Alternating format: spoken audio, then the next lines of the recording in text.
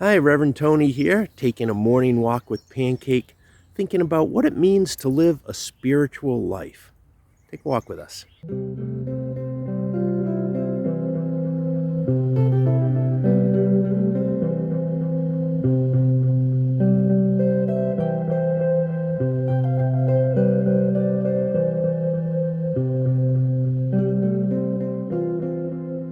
Before I get started today, I want to thank everybody who watches these videos. I really appreciate your support.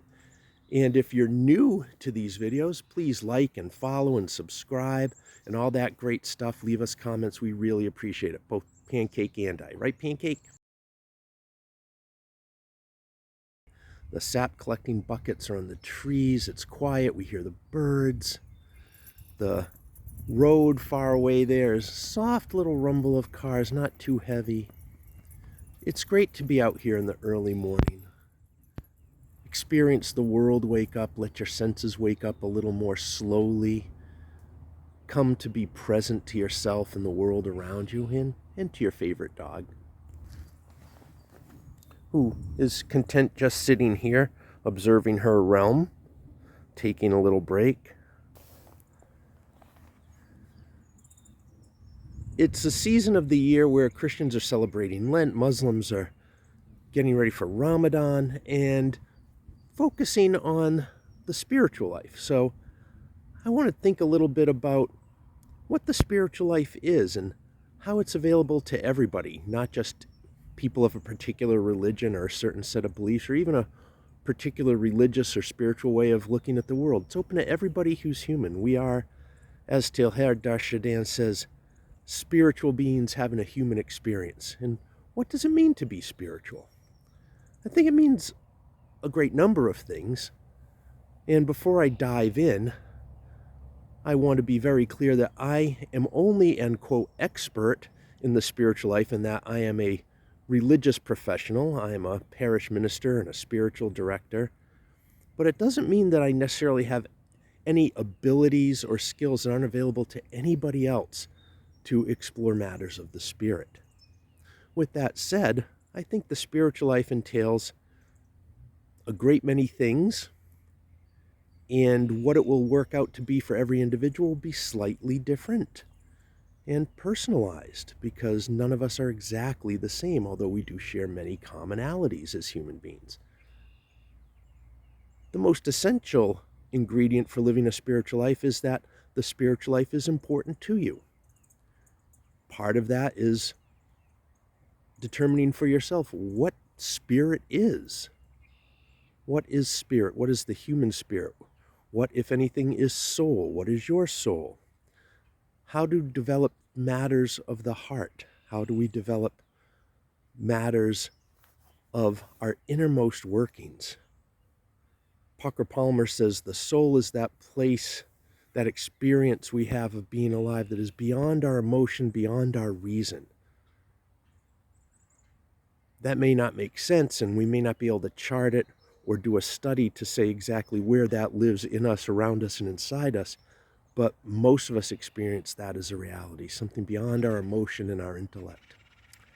To live a spiritual life, I think, means to live holistically. You need to take care of your spiritual life, your emotional life, your physical life. You need to take care of your relationships to yourself and to others in the world. This involves having some type of what I call spiritual practice, maybe prayer, yoga, maybe gardening. It means paying attention to your intellectual life as it relates to matters of the spirit. Do you do a lot of spiritual reading?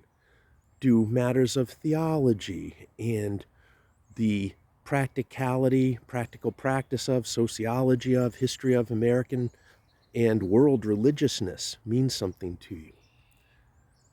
Are you spiritual and religious, or spiritual but not religious? I think they're both important, to be spiritual and religious. But religion, I believe, requires other people. It is a community endeavor. One can be spiritual by yourself. One can't be religious by yourself. There are a great many things that go into living a spiritual life. And as I take walks over the coming weeks, I'm going to explore each of these different areas in depth.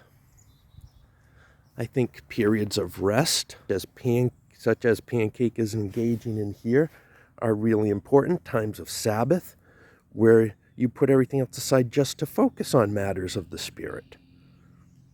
The spiritual life is wide-ranging. Perhaps begin by pondering what it is you think of and what you experience as spirit and soul. How do you define those things? Is defining those things important to you? Do you have an experience of those things? I experience my human spirit as that part of me which exists beyond and at the same time as a culmination of all the aspects of my holistic self, my intellect, my emotions, my physical embodiedness, that essence of beyondness and wanting to relate to something beyond myself, the wonders of science and how I place myself in this vast, incredible cosmos that we're continually learning more fascinating things about. Do I believe that we have a soul that is separate from the body? No, I don't believe in that duality. I think whatever the spiritual life is, I think it involves all of us, all at once, all the time. And I don't go in for this kind of unnatural binary separation of things. So the spiritual life is holistic. That is one of its markers. Living a spiritual life means to live a holistic life as a human being, involving all parts of what it means to be us, those we understand, those we don't understand, and those we're learning about. The spiritual life requires quiet and solitude. It requires being with others and sharing experience.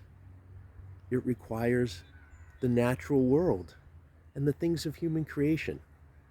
I believe it requires art and creativity, both creating yourself and experiencing the creation and art of others. I believe it involves culture. There are cultural ways we practice spirituality that are conditioned not only by a particular religion, but by the wider culture we live in. Pancake thinks spirituality must require going for a walk. Spirituality requires discipline and practice and commitment. Spirituality requires being concerned with the world around you, not only the physical world and our environment and our planet, but how everyone else is doing, caring about other human beings and their lives, and whether they're being hurt, wounded, mistreated, oppressed, persecuted. It's about ethics. It's about kindness and compassion. The spiritual life involves a lot of things. I hope you'll continue to walk with us in the coming weeks as we explore many of these things, if not most of these things, in a little more depth on our walks and ponderings through the park here with my friend Pancake. Until then, next time, we hope to see you. And just remember, Pancake and I love you. Bye. Check out my website and blog at tonylorenzen.com for even more resources that will open your mind, touch your heart, and inspire your spirit.